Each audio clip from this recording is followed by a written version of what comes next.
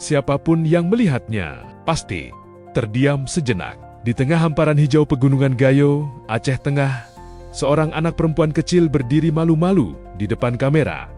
Kulitnya sawo matang, rambutnya hitam pekat. Tapi, yang membuat dunia maya terpukau adalah sepasang matanya. Biru jernih, seterang langit pagi. Video singkat yang diunggah akun TikTok milik seorang anggota polisi, Nanda Gustiana 48, langsung viral. Ribuan komentar berdatangan, banyak yang bertanya-tanya. Indonesia rasa Eropa, bagaimana mungkin anak dari pedalaman Aceh memiliki mata seperti orang Skandinavia? Namanya siapa? Wulandari. Kelas berapa? Kelas 3. Matanya indah banget. Matanya indah banget ya. Mamanya juga. Kirain saya orang Lampung. Hartanya hilang. Harta hilang. Tanah hilang. Pak, di mana rumah? Belakang situ. Oh, belakang situ. Ngena.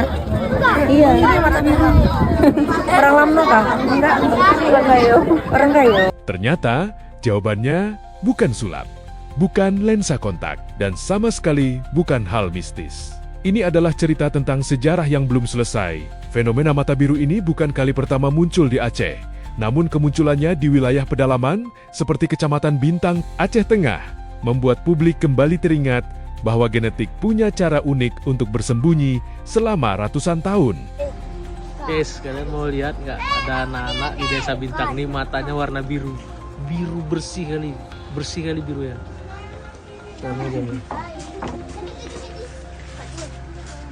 Kakak kelas berapa udah sekolah? Sekolah? Kakak ada sekolah? Di mana sekolahnya? Di SD? SD kah? SD Bintang. Kakak SD? Omen, sekolah kelas berapa udah? 3. Kelas 3? Yo. Secara ilmiah, warna mata biru adalah sifat genetik resesif. Artinya, gen ini bisa tersembunyi dalam tubuh seseorang meski kedua orang tuanya bermata coklat. Ia bisa melompat generasi, diam, lalu tiba-tiba muncul kembali, seperti pesan dari masa lalu. Dan Aceh memang punya masa lalu yang panjang. Kalau kita mundur ke abad ke-16, wilayah pesisir barat Aceh pernah menjadi jalur penting perdagangan internasional. Kapal-kapal Portugis berlayar melintasi Samudra Hindia menuju Malaka. Sebagian catatan menyebut ada kapal yang singgah bahkan terdampar di wilayah Kerajaan Daya, kini dikenal sebagai Lamno, di Kabupaten Aceh Jaya. Dari pertemuan itu, bukan hanya barang dagangan yang tertukar, tapi juga budaya, bahasa, dan akhirnya darah. Masyarakat mengenalnya dengan sebutan Bule Lamno, komunitas dengan ciri fisik unik, tubuh tinggi, hidung mancung, kulit cerah, rambut terang, dan mata biru yang mencolok. Mereka bukan turis, mereka orang Aceh, lahir dan besar di sana, berbahasa Aceh, menjalani tradisi lokal. Mata biru di Aceh bukan sekadar keunikan visual, ia adalah jejak migrasi, asimilasi, dan bukti bahwa Nusantara sejak dulu adalah titik temu peradaban dunia. Namun sejarah itu juga pernah diuji. Pada tahun 2004, bencana besar melanda pesisir Aceh. Banyak wilayah, termasuk Lamno, terdampak parah. Populasi warga dengan ciri fisik khas ini pun menyusut drastis. Sebagian berpindah, sebagian menikah dengan warga dari daerah lain. Ciri fisik Eropa yang dulu mudah dikenali, perlahan memudar. Karena itulah, ketika seorang anak perempuan bermata biru muncul di pedalaman Gayo dan videonya viral, publik seperti menemukan kembali potongan puzzle yang sempat hilang. Ia menjadi pengingat bahwa gen sejarah itu belum lenyap. Ia hanya berpindah, menunggu waktu untuk muncul kembali.